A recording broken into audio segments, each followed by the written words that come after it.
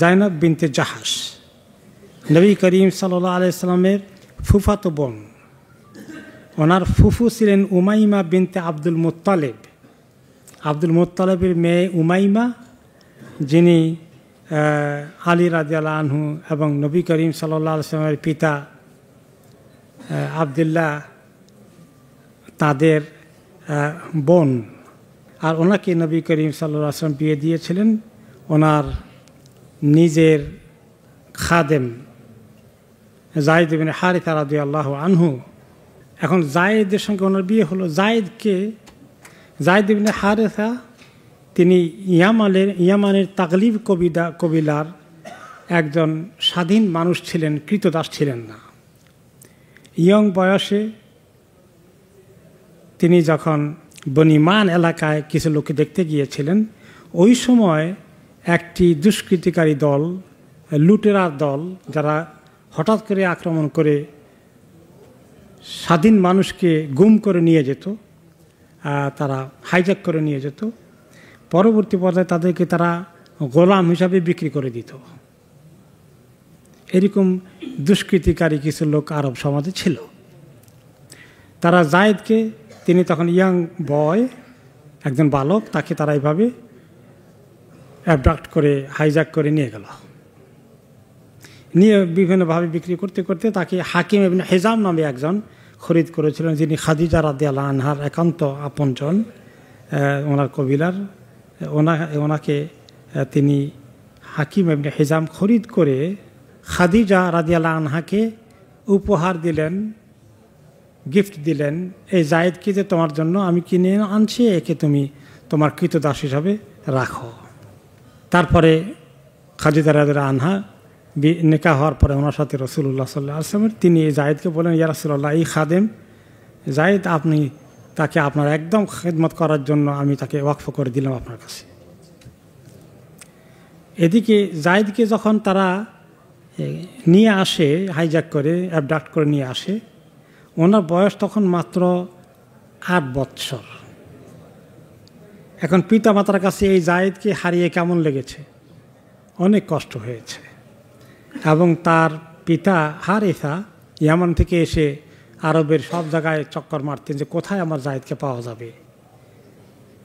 যায়েদের শোকে তিনি থামাতে পারছেন না, ঘুরছেন কবিলায় কবিলায় গিয়ে, মক্কায় আসছেন এবং তিনি কবিতা পড়েছেন। তার ওনার কবিতাটাও লিখিত আছে ইতিহাসে। যায়েদের বাবা কবি, একজন কবি ছিলেন। এই কবিতা কোনো কারণে এক পর্যায়ে যায়েদ বড় হলেন নবী করিম সাল্লাল্লাহু আলাইহি ওয়াসাল্লাম মা খাদিজার ঘরে। এক পর্যায়ে যায়েদের কাছে তার পিতাদের এই কবিতার খবর পৌঁছে গেল, কারণ আরবরা কবিতা খুব পছন্দ করত। প্রেমের কবিতা হোক, শোকের কবিতা হোক, যুদ্ধের কবিতা হোক, এগুলো খুব ছড়িয়ে যেত, খুব ইন্টারেস্টেড ছিল তার কবিতা। পৃথিবীতে তখন আরবদের মতো এত কবিতার ভক্ত পৃথিবীতে অন্য কোনো জাতি ছিল না। তো যায়েদের কাছে কবিতা একসময় পৌঁছে গেল। তো যায়েদ তখন নিজে আবার একটু কবিতা রচনা করলেন। আহসানা ইলাইয়া কাউমি ওয়া ইন কুনতু নাইয়ান, আমার যেখানে আমি যে লোকদের সঙ্গে আসি তারা আমার সঙ্গে এত ভালো ব্যবহার করছে, যদিও আমি অনেক দূরের, তাদের একান্ত আপন রক্তের কেউ না। ফাইন্নী কাঈদুল বাইতি ইনদাল মাশাইরে, আমি তো একেবারে যে পবিত্র ভূমি মক্কার পাশেই আমি আছি, সুন্দর, এবং আল্লাহর ঘরে আমি দেখতে পাই আমি এমন এক পবিত্র জায়গায় আছি, আমার জন্য এত চিন্তা করেন কেন, এটাই মেসেজ আর কি। ফাকুফু মিনাল ওয়াজদিল্লাযী কাদ সাজাকুম, যে শোক দুঃখ কষ্ট আপনাদেরকে কষ্ট দিচ্ছে সেটা আপনারা থেমে যান, এত শোকগ্রস্ত হওয়ার দরকার নেই। ওয়ালা তা'মালু ফিল আরদি নাসসাল আবাইরে, আপনারা এইভাবে জমিনে ঘুরে এত কষ্ট করে আমাকে খোঁজার কোনো দরকার নেই, আমি ভালোই আছি, আল্লাহ ভালোই রাখছেন। তো এই খবর যখন তাদের কাছে পৌঁছে গেল, এই কবিতাটাও আবার এমনে পৌঁছে গেল তার পিতামাতার কাছে। তখন তারা সন্ধান পেল, ও যায়েদ কোথায় আছে, তাহলে তো মক্কা শহরের আল্লাহর ঘরের পাশেই আছে দেখা যায়। চলে আসলো, তারা খুঁজে খুঁজে খুঁজে খুঁজে বের করলো কার কাছে আছে, মুহাম্মদ সাল্লাল্লাহু আলাইহি ওয়াসাল্লাম তত্ত্বাবধানে আছে। ওনার সঙ্গে দেখা করতে আসলেন হারেসা, যায়েদের পিতা, এবং যায়েদের চাচা কাব, এই দুজন আসলেন। এসে বললেন, ইয়া ইবনা আব্দুল মুত্তালিব, হে আব্দুল মুত্তালিবের সন্তান। কাকে বলছেন? মুহাম্মদ সাল্লাল্লাহু আলাইহি ওয়াসাল্লামকে। ওদের সন্তান না, উনি তো নাতি। তো আরব দেশের লোকেরা নাতিকেও সন্তান মনে করে, দাদাকেও বাবা এভাবে ডাকে তারা, মানে লিখতে গেলে এভাবেই তারা মনে করে। হে আব্দুল মুত্তালিবের সন্তান, হাশেমের সন্তান, আপনার পূর্বপুরুষ হাশেম, আব্দুল মুত্তালিব, তার আগে হাশেম, কত নাম করা লিডার। ইয়া ইবনা সাইয়্যিদা কাউমিহি, আপনার পিতা মাতা, আপনার পূর্বপুরুষ কত এই লিডার ছিল গোটা মক্কার, কত মহান মানুষ আপনাদের পরিবারের লোকেরা। আমরা একটা দরখাস্ত নিয়ে আপনার কাছে এসেছি, যে না ফি ইবনে না, যে না কাফি ইবনে না ইনদাকা, আপনার কাছে যে আমাদের সন্তান আছে তাকে পেতে আমরা এই দরখাস্ত নিয়ে এসেছি। ফামনুন আলাইনা, আমাদের প্রতি দয়া করেন, তাকে মেহেরবানি করে আমাদের কাছে দেন। ও আহসেন ইলাইনা ফি ফিদাইহি, আর তাকে মুক্ত করে দেন, কি লাগে আমরা দেব আপনাকে তার বিনিময়ে। ফাকালামান হুয়া, তারা বললেন যে কে, আমি কাকে তোমাদের সন্তানকে রাখলাম? বলো জাইদ ইবনে হারেথা, ওই যে জাইদ আপনার খাদিম। ফাকাল রাসূলুল্লাহ সাল্লাল্লাহু আলাইহি ওয়াসাল্লাম ফাহাল্লা গায়রু যালিকা, সে ছাড়া আর কেউ না তো, সেই নাকি? মানে অন্য কেউ হলে ভালো হতো, জায়েদকে এত মহব্বত করি তারে দিতে হয়। ক্বালু মা হুয়া, না সেই, আর কেউ না। তখন বলে ঠিক আছে, আমি তাকে ডাকবো, সে যদি চলে যায় আপনাদের সঙ্গে আমি ছেড়ে দেবো, কিছু দেওয়া লাগবে না। ক্বালা উদউহু ওয়া খায়্যিরুহু, ডাকো, সে কি বলে তার উপরে ছেড়ে দাও, এতদিন সে এখানে আসে, এখন সে যদি না যেতে চায় তাকে আমি জোর করে পাঠাবো না, আর চলে গেলে আমি আটকাবো না। ফাইন ইখতারাকুম ফাহুয়া লাকুম, যদি সে চলে যেতে চায় তোমাদের সঙ্গে নিয়ে যাও। ওয়াইন ইখতারানি ফাওয়াল্লাহি মা আনা বিল্লাযী আখতারু আলা মান ইখতারানি আহাদান, আর সে যদি কিছুতে যেতে চায় না, আমার সঙ্গেই থাকতে চায়, তাহলে তো আমি জোর করে, তার ইচ্ছার বিরুদ্ধে আমি তাকে জোর করে বের করে দেব না। ফাকালা কাদ জিদতানা আলা নাসাফি ওয়া আহসানত, তারা ওনার কথা শুনে, রাসূলুল্লাহ সাল্লাল্লাহু আলাইহি ওয়াসাল্লাম কথা শুনে বললে, না না মাশাআল্লাহ, আপনি তো আমাদের প্রতি অনেক দয়া করলেন, ইনসাফের কথাই বলেছেন। তারা খুব খুশি, ছেলে তো বাবাকে পাইলে দৌড় দিবে। ফাদাআহু রাসূলুল্লাহ সাল্লাল্লাহু আলাইহি ওয়াসাল্লাম, নবী করিম সাল্লাল্লাহু আলাইহি ওয়াসাল্লাম ডাকলেন, জায়েদ আসো, ভিতর থেকে আসলেন, বললেন আতারিফু হাউলা, এদেরকে চিনছো নাকি? বললেন নাম, হাদা আবি ওয়া হাদা আম্মি, ও উনি তো আমার বাবা, উনি তো আমার চাচা। এখন তোমার খুশি, ফাখতারনি আও ইখতারহুমা, তোমার নিজের জাজমেন্টে তুমি সিদ্ধান্ত নাও, তুমি যদি পছন্দ করো ওনাদের সঙ্গে চলে যাবে, আমি তোমাকে ছেড়ে দেব, মুক্ত করে দেব। আর তুমি যদি আমার সঙ্গে থাকো, আমি সেটা তো আরও তাদেরকে জোর করে, তোমাকে জোর করে আমি পাঠিয়ে দেবো না, এখানে থাকার সুযোগ, এই অধিকার তোমার আছে, সেটা আমি তোমাকে দেব। ক্বালা যায়েদ মা আনা বিল্লাযী আখতারু আলাইকা আহাদান, আমি জীবনেও তা আপনাকে ছেড়ে কোথাও যাব না, কারো কাছে যাব না। সুবহানাল্লাহ। আনতা মিন্নি মাকানাল আব ওয়াল আম, আপনি তো আমার বাপ চাচা সবগুলো একসঙ্গে আপনি আছেন, আপনি তো মানে শুধু আমার এই মনিব নন, বাপ চাচার কাছে যা পাবো তার চেয়ে অনেক বেশি আপনার কাছে আমি পেয়েছি। কারণ এরকম মানুষ কি আর পৃথিবীতে আরেকজন আছে? তো বাবা আর চাচা এখন হতাশ হয়ে বললেন, আহারে জায়েদ, তুমি এই কাজ করলা, তুমি কৃতদাস হয়ে থাকবা আরেকজনের ঘরে, আর সুযোগ এসেছিল সে তো উনি তো তোমাকে ছেড়ে দিবেন, তুমি স্বাধীন মুক্ত মানুষ হয়ে বিচরণ করতে পারতে, তোমার জীবনটা আর গোলাম কৃতদাসের মতো থাকতো না, কত সুন্দর সুযোগ তোমার সামনে আসছিল, এবং তোমার পিতামাতা বাড়ি ঘর, সেখানে তুমি যেতে পারবে। তখন জায়েদ বললেন, হ্যাঁ আমি জেনে বুঝেই বলেছি, আমি এই যাকে দেখছেন ওনার মধ্যে আমি যা পেয়েছি এটা আমি কোথায় পাবো না, ওনাকে ছেড়ে আমি কোনো দিন আর কোথায় থাকতে পারবো না। এক মহৎ ব্যক্তিত্ব আল্লাহ আমাকে দিয়েছেন, ওনাকে আমি পেয়েছি। তারপরে ওনারা সঙ্গে চলে গেলেন, হয়তো বা ওনারা আসা যাওয়া করেছেন, দেখা দেখি করেছেন, তো সেটা রাস্তা তো উনি খোলা রেখেছেন, কিন্তু জায়েদ এখানে ছেড়ে চলে যেতে রাজি হননি। তারপরে জায়েদ রাদিয়াল্লাহু আনহুর এই অবস্থান দেখে জায়েদ বললেন, উনি আমার বাবা চাচা সব, তো তিনি মনে করেন সে যখন আমাকে এতই আপন করেছে, আমি তাকে শুধুমাত্র খাদেম এবং কৃতদাস মতো রেখে দেবো না, আমি তাকে আমার ছেলে বানিয়ে ফেলবো। তখন আরব দেশে আমাদের দেশের মতোই যে এরকম পালক পুত্রকে নিজের পুত্র বানানোর মতো করেই পুত্র বানিয়ে ফেলে, এবং এটা আরব দেশের ট্র্যাডিশনে লিগালি তাদের কাছে এটা অ্যাকসেপ্টেবল কালচার। যদি পরবর্তী পর্যায়ে আল্লাহ তাআলা উঠিয়ে দেবেন, এখন তো নবুয়ত আসেনি, ওহী নাজিল হয়নি।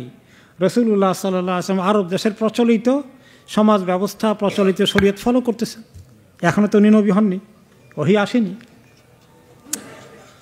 তো পরে তিনি ডিক্লার করে দিলেন একদম কাবা ঘরের মধ্যে গিয়ে, ওকে, সবাই সাক্ষী থাকো, আন্না যায়েদান ইবনি ইয়ারিসিনি ওয়া আরিসিহু, যায়েদ আমার সন্তান, আমি মরে গেলে তার আগে সে আমার ওয়ারিশ হবে, সে মরে গেলে আমি তার ওয়ারিশ হব। মানে রক্তের সম্পর্কের যেরকম ওয়ারিশ, এরকম বাণী তিনি ডিক্লার করে দিলেন। তারপরে থেকে যায়েদ রাদিয়াল্লাহু আনহু, যায়েদের পরিচয় হলো কি, যায়েদ ইবনে মুহাম্মদ। এই যায়েদ ইবনে মুহাম্মদ এভাবে চলতেছে। এখনও আল্লাহ তাআলার ওহী নাজিল হয় নাই যে এটা জায়েজ নাই, পরে আসবে, অনেক পরে আসবে এটা। যাই হোক, আয়েশা রাদিয়াল্লাহু তাআলা আনহু বলেন যে যায়েদ রাদিয়াল্লাহু আনহুকে নবী করিম সাল্লাল্লাহু আলাইহি ওয়াসাল্লাম অনেক মহব্বত করতেন, এত মহব্বত করতেন যে অনেক সময় ওনার জীবদ্দশায় যেখানে রাসূলুল্লাহ সাল্লাল্লাহু আলাইহি ওয়াসাল্লাম যেতেন না কোনো যুদ্ধের কমান্ডার হিসাবে, তিনি সেখানে কোনো ক্ষেত্রে ছোটোখাটো অভিযান যখন পাঠাতেন, তখন যায়েদ রাদিয়াল্লাহু আনহুকে তিনি নেতৃত্ব দিয়ে পাঠাতেন, কমান্ডার করে পাঠাতেন। এবং ওনাকে বলা হয়তো হেব্ব রাসূলিল্লাহ, রাসূলুল্লাহ সাল্লাল্লাহু আলাইহি ওয়াসাল্লাম একান্ত প্রিয়জন। মা আয়েশা বলেন রাদিয়াল্লাহু আনহা, যদি রাসূলুল্লাহ সাল্লাল্লাহু আলাইহি ওয়াসাল্লাম কাউকে খলিফা বানিয়ে দিতেন, হয়তো সুযোগ আসলে তিনি যায়েদকেও খলিফা বানিয়ে যেতেন কিনা, আমার এরকম ধারণা হচ্ছিল।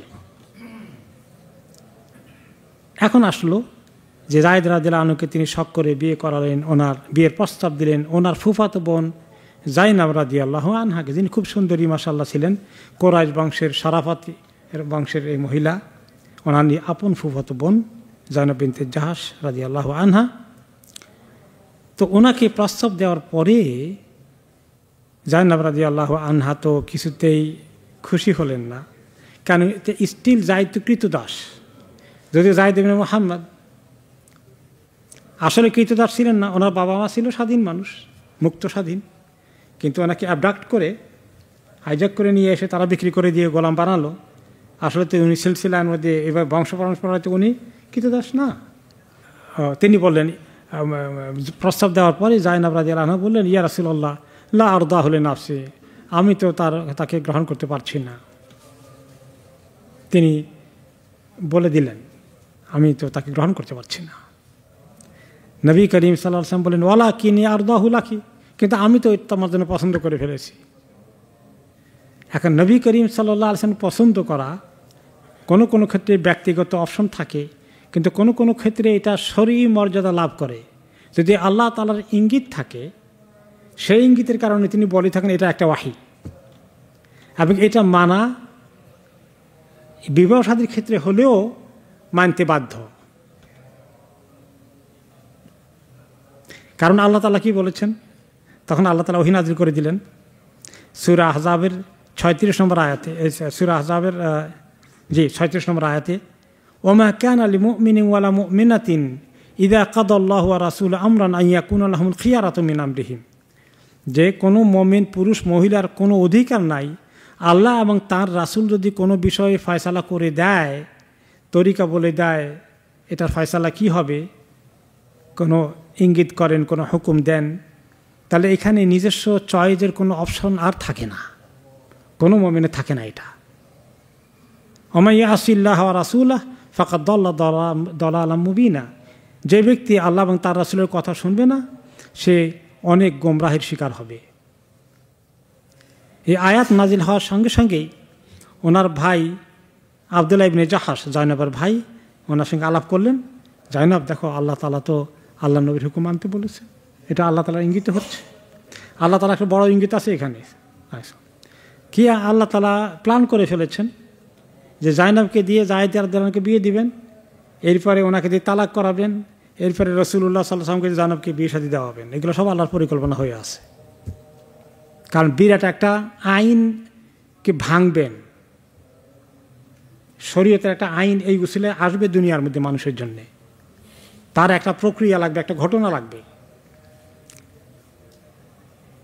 তো যায়নাবকে রাজি করালেন তার ভাই, যে দেখো আল্লাহ এইভাবে বলছেন, নবী কথা ফেলে দেওয়া যায় না।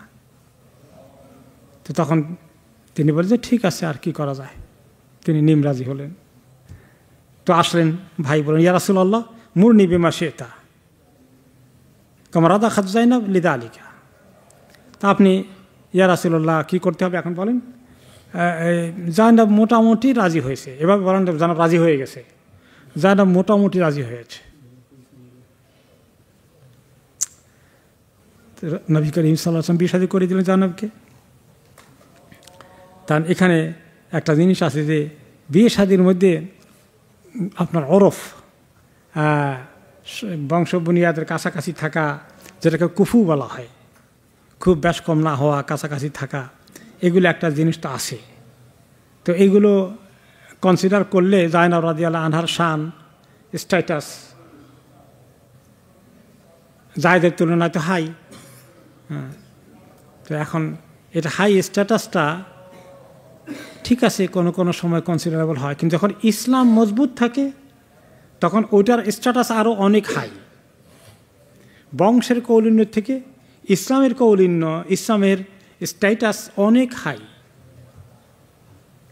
তাহলে আমরা যখন দেখব যে বংশ বুনিয়াদ ইত্যাদি সব দেখব আর দিনও দেখব, দুটোটা কি বরাবর?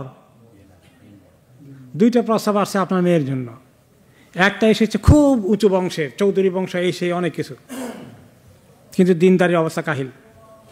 আরেকটা আসছে বংশের দিক থেকে এত হাই না, মোটামুটি মাঝামাঝি, কিন্তু দিনের দিক থেকে অনেক উপরে। এই দুইটা কমলা সামনে থাকলে আপনি কোনটাকে গুরুত্ব দিবেন? দিনটা। মুখে তো বললাম, কাজে পারবো কি না?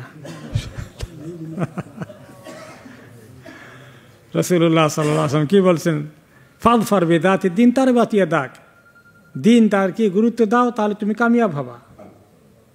ইযা আতাকা মান তারদাউনা দীনাহু খুলুকাহু ফাযাওওয়িজুহু, তখন তোমাদের কাছে দিন এবং আখলাক, আদব, এগুলোর ব্যাপারে, এগুলো নিয়ে